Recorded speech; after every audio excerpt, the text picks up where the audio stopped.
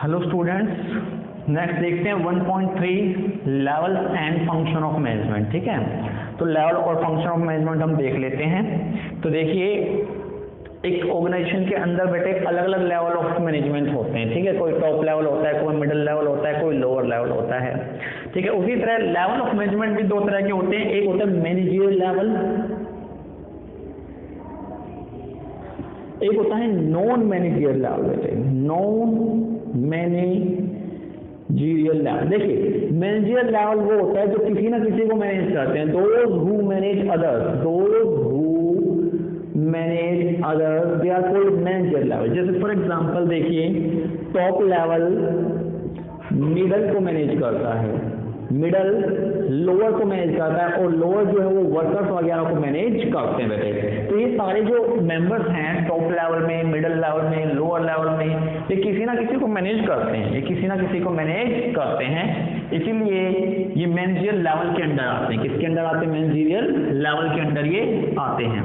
तो ये हो गया आपका मैनेजरियल लेवल। कौन सा लेवल? मैनेजरियल। कि those who manage the other, कोई भी हो जाए जो दूसरों को मैनेज कर रहा है, दूसरों से काम करवा रहा है बेटे, दूसरों को वर्क दे रहा है, काम करवा रहा है, वो मैनेजर लेवल होता है।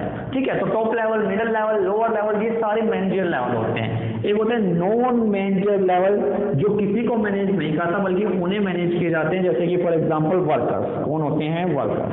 तो बेटे वर्कर देखिए किसी को मैनेज नहीं करते बल्कि इन्हें मैनेज करता है सुपरवाइजर। ये प्लेटफॉर्म एरिया यानी कि फैक्ट्री जिसे हम कहते हैं, प्लेटफॉर्म एरिया को हम कहते हैं फैक्ट्री।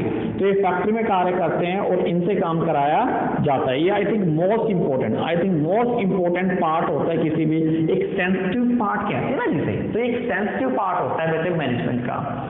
ठीक है, अगर ये एरिया फेल हो जाए, वर्कर ने काम करना बंद कर दिया बेटे, तो बड़ी दिक्कतें आ जाती हैं। ठीक है, ऑर्गेनाइजेशन क्लोज हो जाता है, ऑर्गेनाइजेशन खत्म हो जाता है। तो ये होता है नॉन मैनेजरियल लेवल। तो देखिए मैनेजर लेवल जो लेवल होता है जो दूसरों को मैनेज करते हैं, इसमें सीईओ हो गया, डिपार्टमेंटल मैनेजर, सुपरवाइजर्स, ये इंक्लूड होते हैं। ये मैनेज करते हैं दूसरों को, इसीलिए मैनेजर लेवल का पार्ट होते हैं बेटे।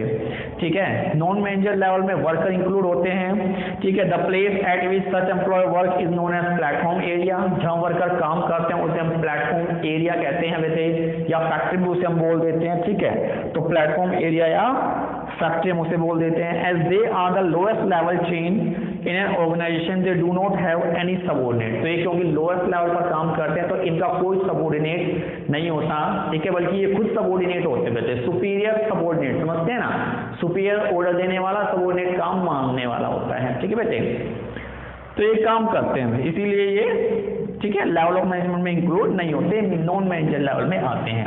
तो ये था level of management, managerial level और नॉन मैनेजर। अब आ जाइए number of level of management. अब लेवल ऑफ मैनेजमेंट कितने टाइप के होते हैं, कितने number of level of management होते हैं? तो 3 लेवल ऑफ मैनेजमेंट होते हैं। सबसे पहले सबसे हायर अथॉरिटी पे होता है टॉप लेवल मैनेजमेंट। सबसे हायर कौन होता है? Top level management. इसके बाद बारी आती है मिडिल लेवल मैनेजमेंट की। ठीक है, middle level management. Middle level के बाद आता है लोअर लेवल मैनेजमेंट बेटे। ठीक है, लोअर लेवल मैनेजमेंट। देखो टॉप जो है वो मिडिल को मैनेज करता है। किसे मैनेज करता है? मिडिल को। मिडिल जो है वो लोअर को मैनेज करता है बेटे, और जो लोअर लेवल है वो प्लेटफॉर्म एरिया, जो भी अभी अभी हमने आपको बताया, जो सेंसिटिव प्लेस होता है काफी ज्यादा।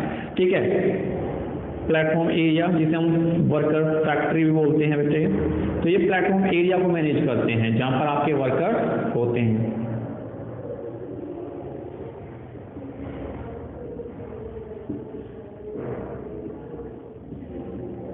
ठीक है, ये होता है आपका प्लेटफॉर्म एरिया। तो ये इन्हें मैनेज करते हैं बेटे। तो ये है आपके number of level of management. देखिए इसमें ये जो तीनों हैं वो किसी ना किसी को तो मैनेज कर ही रहे थे। देखो टॉप मिडिल को, मिडिल लोअर को मैनेज कर रहा था, और लोअर नीचे प्लेटफॉर्म एरिया को। तो अभी अभी हमने जो मैनेजरियल और नॉन मैनेजरियल लेवल बताया बेटे, तो ये जो तीनों और टॉप मोस्ट है, ये कौन सा लेवल कहलाएंगे? Managerial level. कौन सा लेवल कहलाएंगे?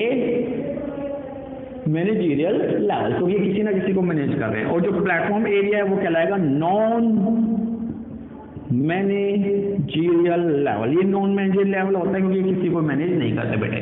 देखिए टॉप लेवल मैनेजमेंट में कौन लोग आते हैं, सबसे हाई अथॉरिटी जिसके पास सबसे ज्यादा डिसीजन मेकिंग पावर होते बेटे, तो इसमें आते हैं बोर्ड ऑफ डायरेक्टर्स। कौन आते हैं सबसे पहले, बोर्ड ऑफ डायरेक्टर्स। फिर आता है सीईओ, चीफ एग्जीक्यूटिव ऑफिसर। फिर आता है एमडी, द मैनेजिंग डायरेक्टर। कौन आते हैं, मैनेजिंग डायरेक्टर। फिर आता है जीएम, द जनरल मैनेजर बेटे। तो एमडी हो गया, general manager, CEO, board of director बेटे।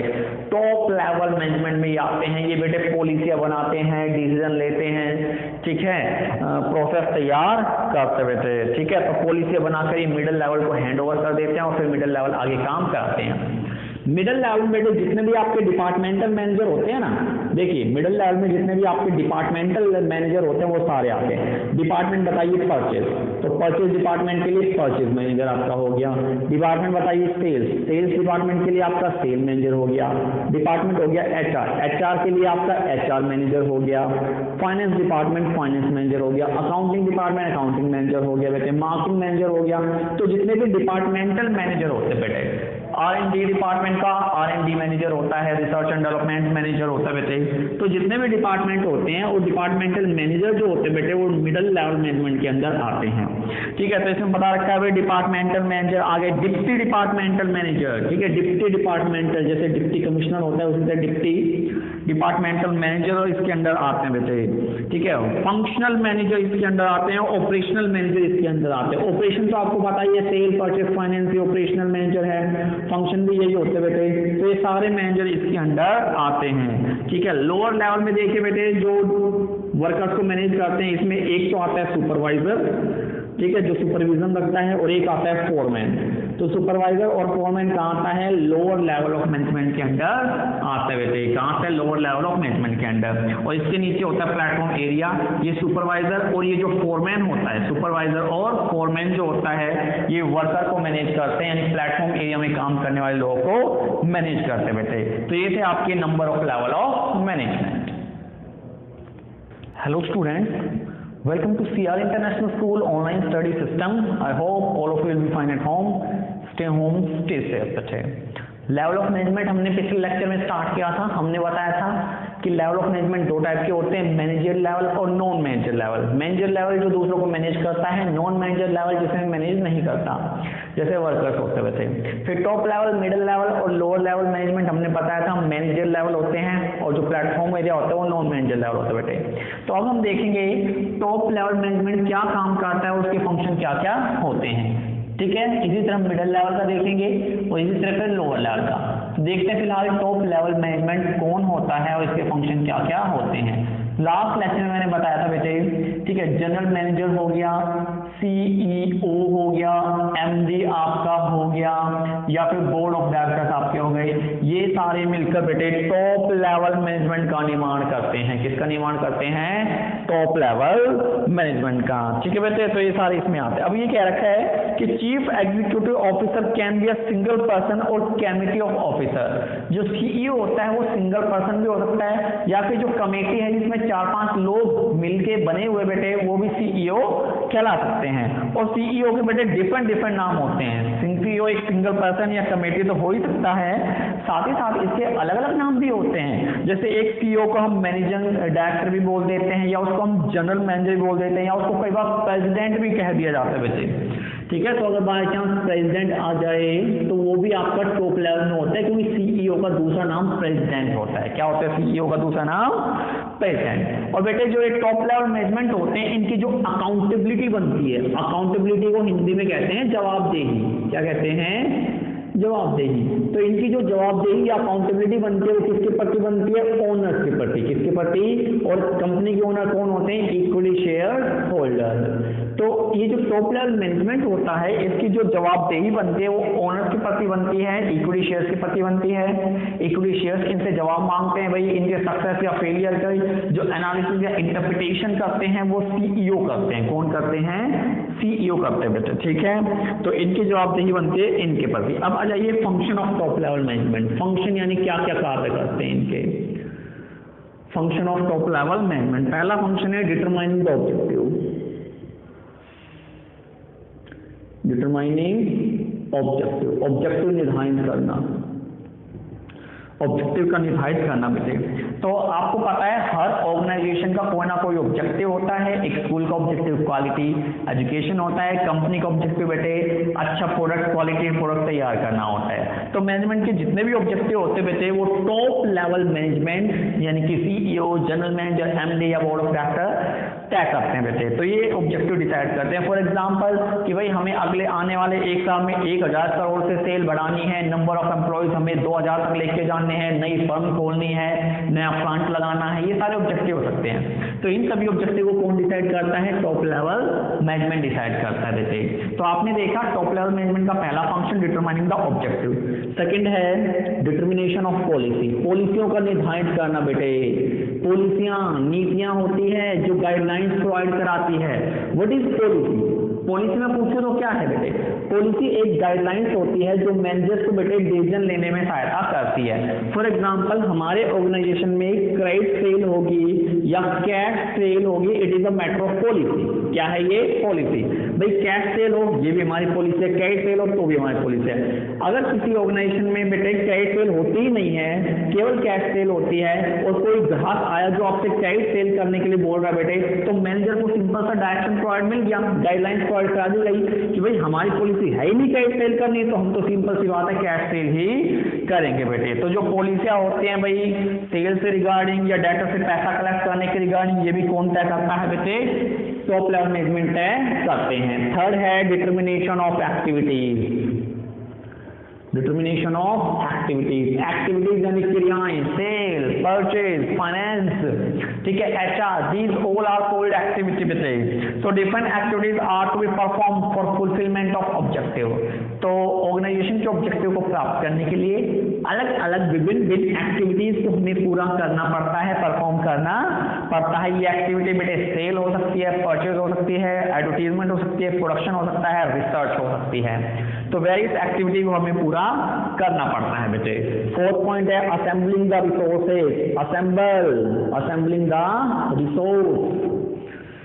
असेंबलिंग यानी बेटे इकट्ठा करना, ठीक है, इकट्ठा करना। रिसोर्स यानी कि संसाधन, यानी संसाधनों को इकट्ठा करना। भाई संसाधनों को इकट्ठा करना, जोड़कर लेकर आना ताकि ऑर्गेनाइजेशन के ऑब्जेक्टिव्स को पूरा किया जा सके बेटे, ठीक है। तो assembling the resource, so needed resource are to be assemble या अरेंज। तो बेटे ऑर्गेनाइजेशन के ऑब्जेक्टिव को प्राप्त करने के लिए जो रिक्वायर्ड या नीडेड रिसोर्स होते हैं उन्हें कलेक्ट किया जाता है, उन्हें इकट्ठा किया जाता है और अपने ऑब्जेक्टिव को पूरा किया जाता है। अब रिसोर्स में क्या आता है? कैपिटल, पूंजी इकट्ठी की जाती है, रॉ मटेरियल इकट्ठा किया जाता है बेटे, फिक्स्ड असेट्स इकट्ठी की जाती है, लेबर का अरेंजमेंट किया जाता है। तो इन सब रिसोर्सेज को इकट्ठा या असेंबल करने का कार्य किसका होता है? टॉप लेवल मैनेजमेंट का। नेक्स्ट है controlling the work performance, controlling the work performance. तो भाई जो वर्क परफॉर्मेंस होती है उस पर नियंत्रण करना, उस पर निगरानी रखना, कड़ी रिस्ट्रिक्शन लगाना बेटे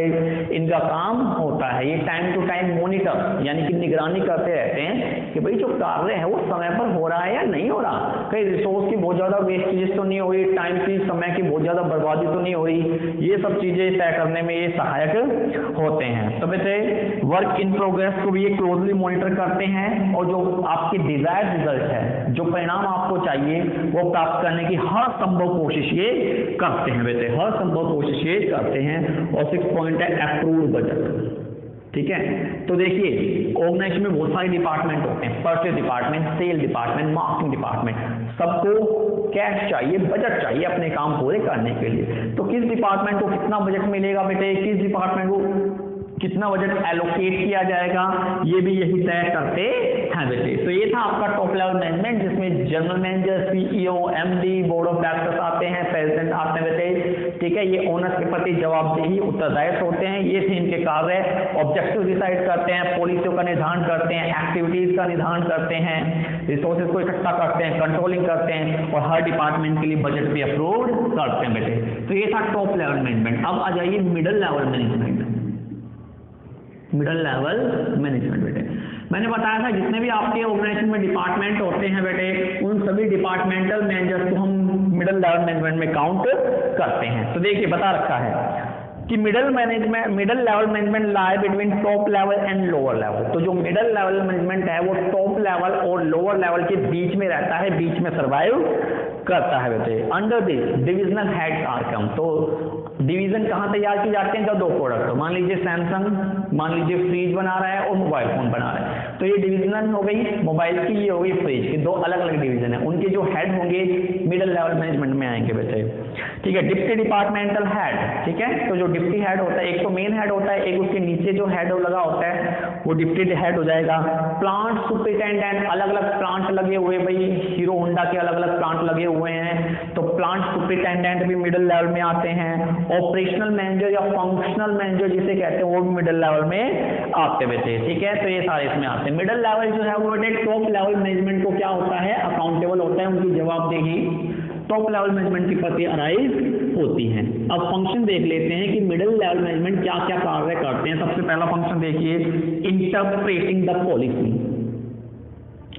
इंटरप्रेटिंग द पॉलिसी, देखिए पॉलिसियों का निर्धारण करना तो होता है टॉप लेवल मैनेजमेंट का काम। देखिए डिटर्मिनेशन ऑफ पॉलिसी, पॉलिसी का निर्धारण करना कि भाई सेल कैश में होगी या नहीं होगी, टॉप लेवल ने डिसाइड किया। अब मिडिल लेवल क्या करेगा, उस पॉलिसी को इंटरप्रेट यानी कि लागू करेगा। इंटरप्रिटेशन का क्या मतलब है, लागू करना। तो जो पॉलिसियां टॉप लेवल मैनेजमेंट ने बनाई है बेटे, उन पॉलिसियों को लागू करना मिडिल लेवल मैनेजमेंट का काम होता है बेटे। तो अगर इन्होंने बता दी कि भाई कैश सेल करनी है तो मिडिल लेवल मैनेजमेंट कोई भी क्रेडिट सेल करेगा ही नहीं। सेकंड है appointment of employees, appointing the employees. तो आपने देखा एचआर मैनेजर होता है, एचआर डिपार्टमेंट होता है बेटे, ठीक है। जो एचआर मैनेजर होता है वो एम्प्लॉय को अपॉइंट करता है बेटे, और एचआर मैनेजर जो है वो मिडिल लेवल मैनेजमेंट में आता है। तो इसीलिए ये कहा जाता है कि एम्प्लॉय अपॉइंट करना भी मिडिल लेवल मैनेजमेंट का ही कार्य होता है। असाइनिंग द नेसेसरी ड्यूटीज,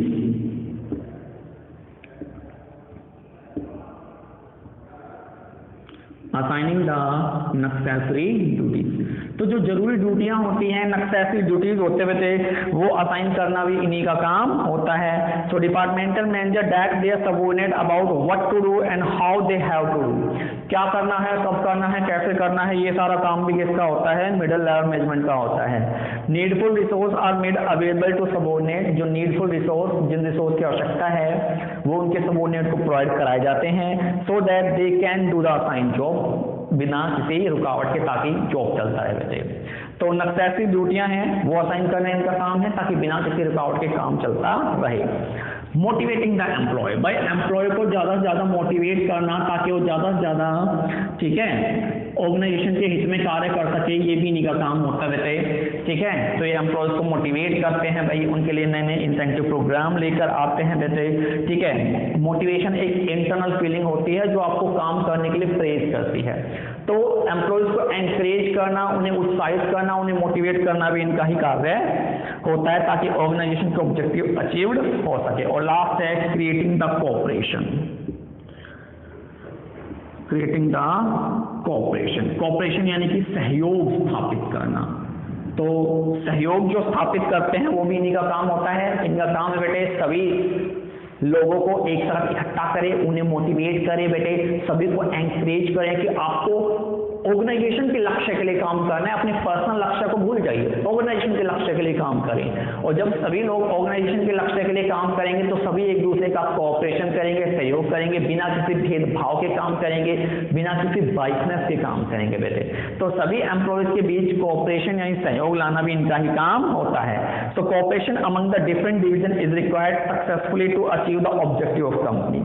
तो सभी डिपार्टमेंट में या सभी डिविजन्स में सहयोग लाना, कोऑपरेशन लाना जरूरी होता है, ताकि ऑब्जेक्टिव है ऑर्गेनाइजेशन के उसे प्राप्त किए जा सके बेटे। और उन सहयोग को लाने का कार्य कौन करते हैं, मिडिल लेवल मैनेजमेंट करते हैं, ठीक है। तो ये था आपका टॉप लेवल और मिडिल लेवल।